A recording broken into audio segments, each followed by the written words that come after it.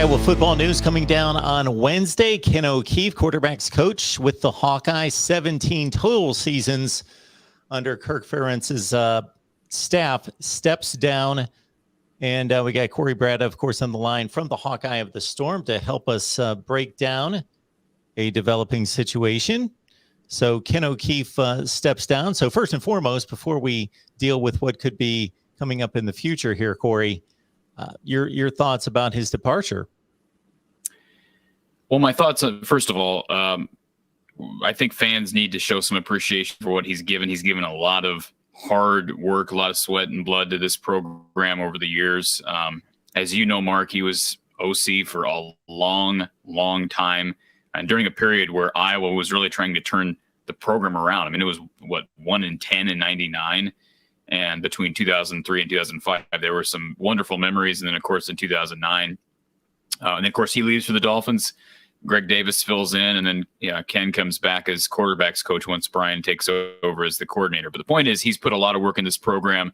So it's okay if fans are intrigued by this. I think it's maybe unfair to Ken to just throw a party because the guy walks away. He's given a lot to the program. And Mark, I've been very critical of Ken, because quarterbacks just haven't been developing here like they need to be. So, it's okay to be intrigued by this. It's okay to be happy about it.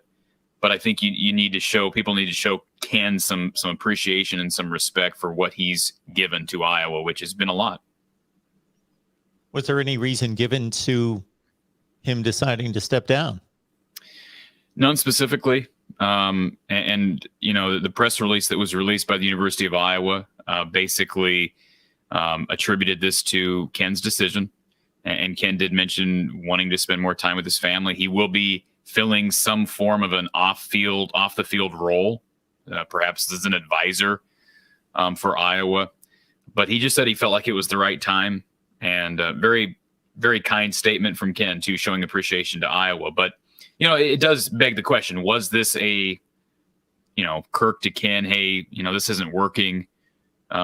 Perhaps it's best if you move along. We'll let you resign, and we'll put you somewhere else off the field.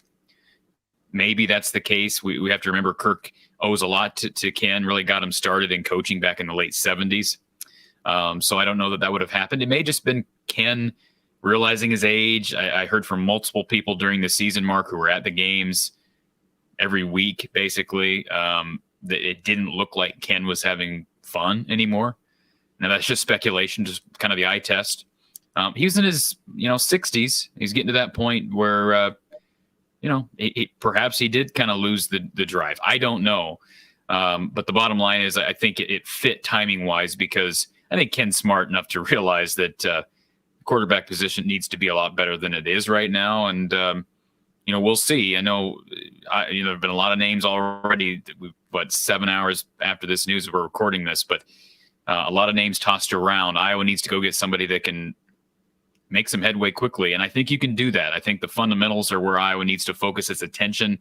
I mean, certainly we've talked about the basics of just a pre-snap routine. Iowa quarterbacks, especially Spencer at times, you watch him on film and doesn't always have a consistent pre-snap routine that you'd think that's pretty simple to implement. I mean, I've never been in that position, so I don't want to sound presumptuous.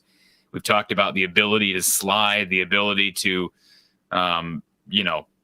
be able to check down when you should check down, the decision-making and fourth down. I mean, just a variety of things, basic fundamentals of being a quarterback. Whoever they get in here needs to be able to make a difference right away, because as you and I both know, Mark, the schedule is incredibly difficult. It's going to be hard on a quarterback in 22. Please like the video, share these videos out on social media, subscribe right here at the Voice of College Football. And also you see Cory's platform From the Hawkeye at the Storm there on the banner. Please head on over there for Iowa football and basketball coverage. So you took a bit of speculation there. I'm going to take a bit of reasonable speculation as well. So I wonder if Ferentz would come to this decision on his own, or as we know, the last time he faced the media, and I'm not saying this question in and of itself, but there being talk out there that the quarterback position is just not performing up to standard, had possibly a bit of pressure been applied that triggered the decision? Absolutely. I mean, it's a fair question. Will we ever find out for sure? No, and that's okay. I mean, that's okay. I mean, again, with everything Ken's given to the program, it's sort of like Greg Davis leaving. You know, Greg was towards the end of his career, won a national championship with Texas. It was a stopgap to kind of ease Brian into that position. But people were also upset with Greg and the lack of offensive production, the lack of downfield attack, although they won 12 games in 2015. And as far as Mark, we want to spend the last couple minutes of our segment here just addressing potential candidates. I know I did a live segment on my channel when the news broke this afternoon, and I had a couple people who commented that they wanted to hear from you, Mark. They wanted you to find Iowa's next quarterbacks coach, which I found intriguing. They have a lot of respect for you, which is great, as do I. But people were throwing all kinds of names out there: Kurt Warner, Tom Brady, Tom Herman, Matt Nagy. I mean, it's amazing. But there is such a thing, and you and I had this conversation before we went live on the air. There is such a thing as lateral moves and steps down, and you're not going to go from being the head coach of the Bears to being the quarterbacks coach at the University of Iowa. So, Mark, do you have anybody that comes to mind? Obviously, Drew Tate and Chuck Long are two of the big names that you're going to mention in this conversation. Anybody else on a national scale that comes to mind for you?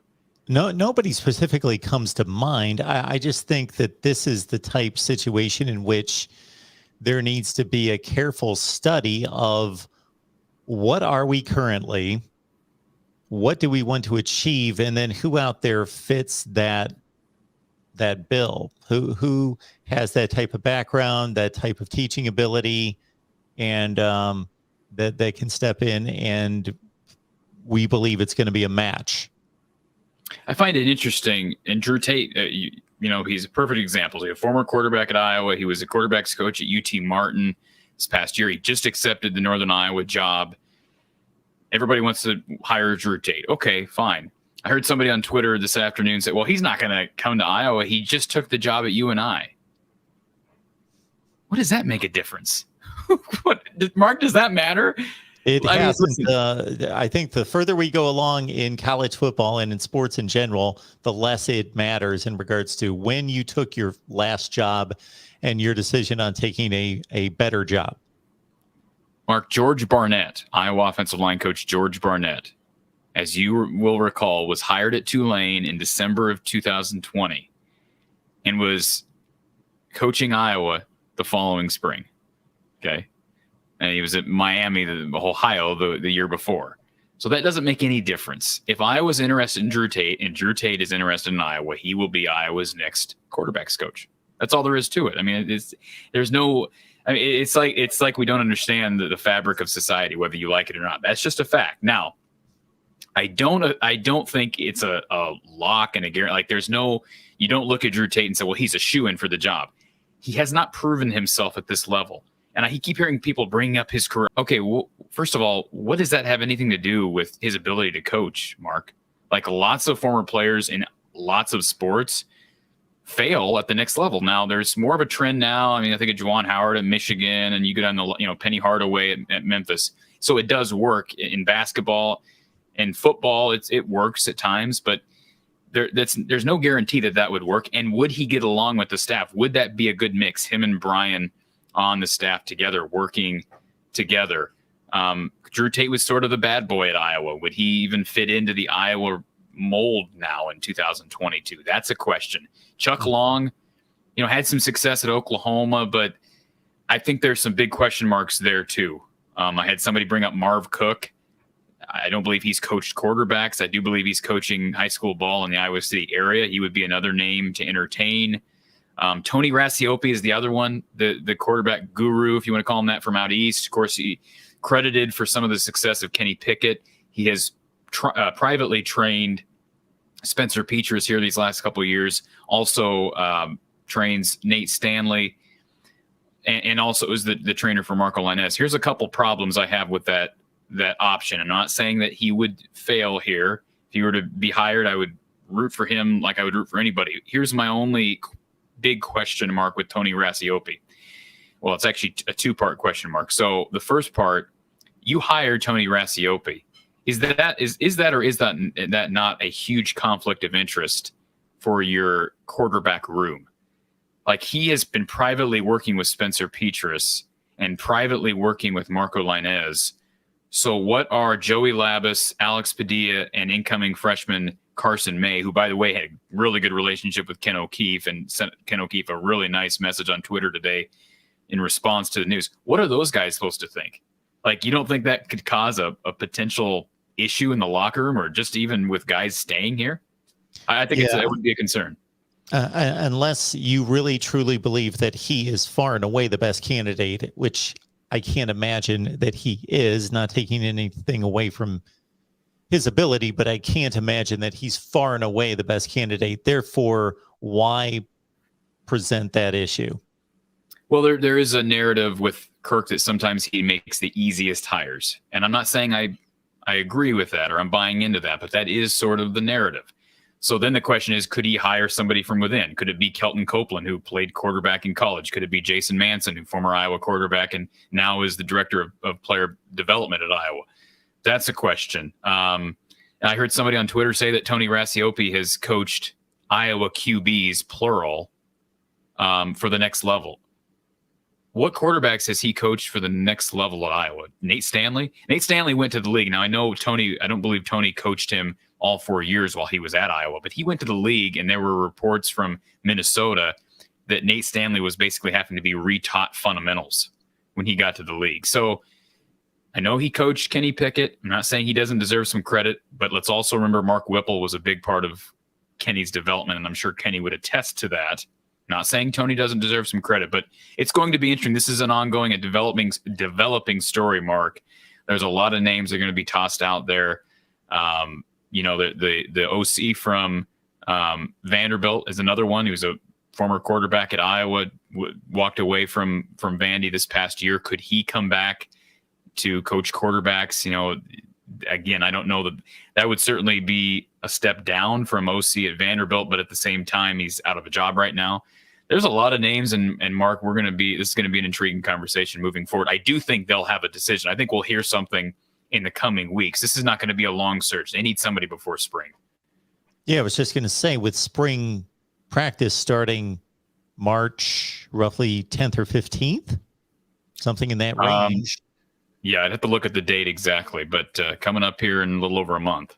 Yeah, you would think that they would want to get somebody in play before that. So they've got about 3 weeks to do that. Yeah, and my guess is, Mark, if I was just speculating, they've known about this. I can't imagine Ken blindsided them. And I'm sure this was calculated as to when they released this news. And so my guess is, I could be wrong on this, but my guess is they've got somebody in mind already. They may have interviews scheduled. I would hope that they are not. I would hope that I know there's no Rooney Rule in college, and I'm not implying they need to, that they need to look at it with a view to race. But what I'm saying is, I hope that they take the time to interview a number of candidates. I hope it's not just a shoe-in for somebody, because they need to make sure, Mark, they need to make sure this is the most important position in football, and it's the one, I'd say, my opinion, the position that needs the most help at Iowa. So they need to be calculated and careful, even though they can't take too long because they got spring ball coming up.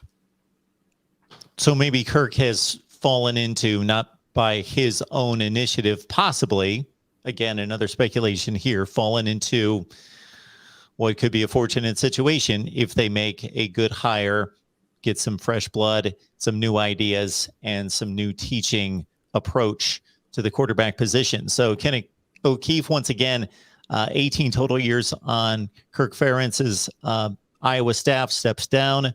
Quarterback coaching search will be underway. We join you each and every Tuesday at 4:30 Central for Iowa Hawkeyes Live right here at the Voice of College Football, Iowa. And, of course, catch Cory on From the Hawkeye of the Storm for Iowa football and basketball coverage. Cory, we appreciate you breaking things down as always. We'll be here, Mark. Appreciate the time.